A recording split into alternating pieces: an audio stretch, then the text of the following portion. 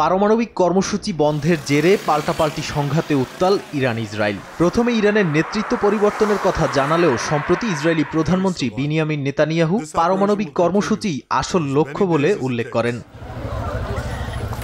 ইরানের সঙ্গে তুমুল দ্বন্দ্বের মধ্যে এবার পাকিস্তানের পরমাণু কর্মসূচির ওপর নজর পড়ল ইসরায়েলের। সামাজিক মাধ্যম এক্সে ইসরায়েলের লেবার পার্টির কেন্দ্রীয় নেতা ও সাবেক উপপ্রতিরক্ষামন্ত্রী মেয়ার মাসরি ইসলামাবাদের পারমাণবিক কর্মসূচি ধ্বংসের হুমকি দিয়েছেন।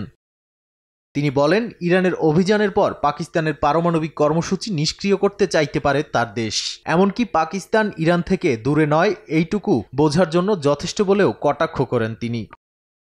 মাসরির এই মন্তব্য সোশ্যাল মিডিয়ায় দ্রুত ছড়িয়ে পড়ে। পাকিস্তানের পক্ষ থেকে কড়া প্রতিক্রিয়া আসতে সময় লাগেনি। অনেক ব্যবহারকারী তাকে ট্রল করেন। পাকিস্তানের কূটনৈতিক স্তর থেকেও এসেছে কঠোর বার্তা। উপপ্রধানমন্ত্রী ও পররাষ্ট্রমন্ত্রী ইসহাক দার ইসরায়েলকে পাকিস্তানের দিকে চোখ তুলে না তাকাতে নিষেধ করে বলেন, তারা প্রস্তুত ও ঐক্যবদ্ধ।